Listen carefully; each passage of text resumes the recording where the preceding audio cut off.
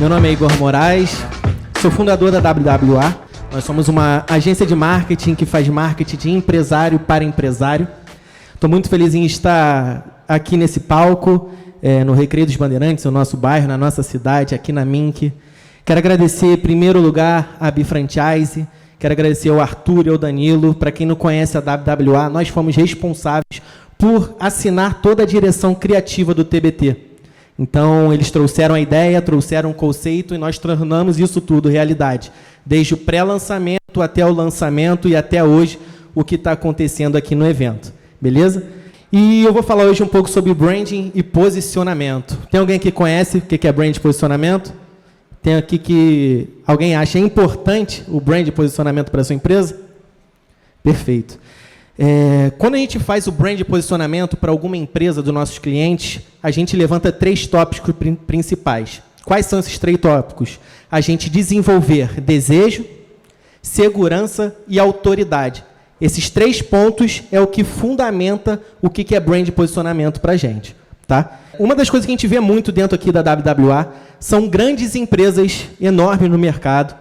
E quando a gente vai conhecer essa empresa, a gente vai até o escritório deles, a gente vê grandes cases, grandes portfólios, e quando a gente vai ver quem são eles na internet, não são tão grandes quando a gente vê no mercado tradicional. Na internet eles estão se posicionando como amadores. Então isso é muito normal no mercado, e o que eu quero mostrar para vocês hoje é que a gente pode mudar isso, e o responsável por mudar isso é o branding e o posicionamento de marca. Tá? Então, tem muitas marcas pequenas que estão começando agora, que muitas das vezes estão se posicionando melhor do que as grandes marcas que têm grandes cases e grandes portfólios. E um dos nossos propósitos aqui na WWA é conseguir posicionar grandes marcas para elas parecerem grandes, não só no mercado tradicional, mas grandes também no mercado da internet.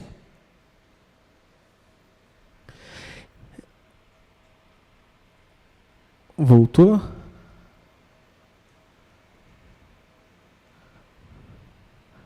Não está voltando, não. Aqui, beleza. Brand de posicionamento, então, pessoal. Para a gente conseguir ter esse grande posicionamento, como eu estou falando para vocês, a gente tem 3 pontos, beleza? O primeiro ponto para a gente conseguir ter um bom brand, um bom posicionamento de marca é o quê? Quando a gente vai fazer um grande posicionamento e um brand, a gente tem que estar alinhado com o nosso modelo de negócio. São 2 coisas que andam diretamente, proporcionalmente, para frente juntos, ou para trás juntos. Se eu vou mexer no brand, no posicionamento de uma empresa, provavelmente eu tenho que mexer em algum detalhe, não 100% no modelo de negócio, mas para a gente mexer no brand, no posicionamento, talvez em alguns modelos eu preciso também mexer no modelo de negócio. Se hoje eu estou em 2025, para eu posicionar a minha marca na internet, com a tecnologia que existe, com tudo que existe para dentro do marketing da nossa empresa, talvez o modelo de negócio ele precisa ter alguma configuração à frente também. Então, assim como se eu preciso, às vezes, mudar o meu modelo de negócio, o brand e o posicionamento tem que vir junto também. Então, elas são grandes amigas que têm que andar acompanhando uma a outra. Então, se você quer mexer no seu brand e posicionamento, pensa que talvez você também tenha que ter algum tipo de alteração no seu modelo de negócio, mesmo que seja pequena, beleza? Outro ponto muito interessante quando a gente pensa em fazer uma consultoria de brand e posicionamento. Quando a gente pensa em fazer brand e posicionamento para marcas, a gente tem que entender o que é ICP. ICP é um termo em inglês, mas que em português a gente tem ele como o público ideal. E o que é o público ideal? Público ideal não é aquele público-alvo. Público ideal é aquele público que a gente fala assim, caramba, se eu tivesse 100 pessoas igual essa pessoa aqui na minha cartela de cliente, eu estava feito. Igor, o meu foco é conseguir que você se conecte à minha empresa com 100 pessoas dessa aqui, cara. Porque se tu conseguisse conectar 100 pessoas dessa aqui dentro do meu negócio, para mim, seria perfeito. Então, tudo que eu vou criar, tudo que eu vou comunicar, vai ser intencionalmente para eu conseguir conectar a empresa do meu cliente com esse público ideal. Então, existem vários públicos, mas existe um que ele quer ter 100. Então, não adianta eu falar com aquela pessoa, me posicionar de uma forma que não me conecte diretamente com aquela que ele quer ter 100. Então, eu preciso conectar e apresentar um brand, um posicionamento intencional para aquela pessoa que está sendo direcionado ao marketing. Então, o público vai ser também muito importante para essa parte. E o último, não menos importante, é o envelopamento de marca. O que é o envelopamento de marca? A gente já trabalhou o nosso modelo de negócio, então a gente fez algum ajuste ali para a gente ter um novo posicionamento, porque eu quero me comunicar com esse público em específico, e no final o envelopamento de marca é o quê? Só a gente colocar numa bela embalagem para trazer esse ponto para o cliente que a gente quer oferecer. Então a gente mexeu um pouquinho no modelo de negócio, entendemos com quem a gente quer ser intencional para comunicar 100%. Tudo que eu vou criar aqui para o TBT foi para conectar vocês. Não foi para conectar um outro tipo de empresário, foi para conectar empreendedores que estão querendo se transformar em empresários e empresários que já estão em potencial de inspirar empreendedores. Então, tudo que foi criado foi para conectar realmente o TBT com cada um de vocês, e vocês estão aqui conosco hoje. Tá? Então, o envelopamento é isso, é o cuidado que a gente tem com cada detalhe, o design, a experiência do cliente, o brand todo que a gente vai montar são sustentados por esses 3 pontos. Beleza. E isso que eu falei muito é sobre brand posicionamento. Essa é a minha expertise, é a expertise da minha empresa, da WWA. Nós estamos lá embaixo com o stand, vocês vão poder conhecer um pouco melhor, quem tiver interesse de ouvir um pouco mais sobre esse assunto e conhecer as soluções que a gente tem para o seu negócio. Mas hoje aqui no TBT, por conta dessa parte toda criativa que a gente teve aqui no evento, o Danilo me convidou para estar falando sobre um tema específico, sobre o que é branding e posicionamento. Ele achou interessante a criatividade que a gente teve para fazer a campanha de pré-lançamento. A gente montou uma estrutura bem legal, a gente montou um storytelling bem legal, e falou, Igor, vamos tentar falar sobre criatividade? Criatividade, às vezes, não é um tópico que é muito falado em eventos de empreendedorismo. A gente fala sobre marketing, a gente fala sobre posicionamento, a gente fala sobre branding, mas a criatividade, em específico, é um tema que eu não vejo muito ser falado, mas que é de suma importância. Tá? Nós todos somos seres criativos. Nós todos somos seres que somos cheios de criatividade. Isso é básico e a gente vê desde o início do que é o mundo. O início do mundo, desde que o mundo é mundo, o ser humano teve que ser criativo para se desenvolver. Tanto que a gente viu o homem criar o fogo, manipular o fogo, o homem criar a roda, o homem criar a luz. Então, eu vejo que existe um estigma na sociedade, um estigma no Brasil, no Rio de Janeiro, que o meu ponto aqui hoje é quebrar esse estigma com vocês que estão aqui hoje. O estigma e a crença de que nós não somos criativos, de que nós não temos criatividade, que a minha empresa não é criativa, que eu não sou criativo, mas você vai perceber que você sim é criativo e que existe criatividade dentro de você. E eu vou mostrar com alguns pontos que tem aqui. O ponto número 1, tá? Se nós somos a imagem e a semelhança de Deus, a primeira ação divina que Deus teve na terra foi a que seja criado os céus e a terra. Então, a primeira ação de Deus no mundo, qual foi? A criatividade. Ele teve a criação como a criatividade. E se hoje eu sou a semelhança e a imagem de Deus, então eu também sou um homem criativo. Então, eu só tenho que descobrir aonde está dentro disso de mim. E vocês a mesma coisa, tá bom? Vamos passar. Um dos pontos que eu vejo muitas pessoas entenderem é que criatividade está ligada simplesmente a um dom e um talento artístico. Alguém que sabe desenhar? Alguém que sabe tocar algum instrumento? Alguém que sabe fazer uma pintura? Um designer? Mas, para mim, criatividade é a arte de solucionar problemas. Então, não é só sobre, e aquela criança que desenha bem, aquela pessoa que sabe tocar um instrumento, a galera do louvor da Mink. Não, todos somos criativos. Em algum momento da sua vida, você já teve que ter algum tipo de criatividade. Desde a nossa infância, a gente teve que ser criativo. Na escola, quando a gente foi ter a primeira namorada, o primeiro amor, você teve que ter criatividade para convencer aquela pessoa que você era a pessoa certa para ela. Para você conquistar um amigo, para você jogar futebol. Quem conhece aqui Neymar, Ronaldinho Gaúcho, são pessoas criativas dentro de campo? São pessoas que têm que ter criatividade, mas eles não são músicos, não sabem desenhar.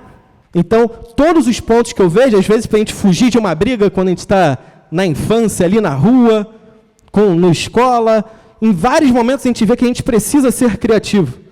Então, esse é um dos pontos também que eu quero trazer, que a criatividade é a arte de solucionar problemas. Tá?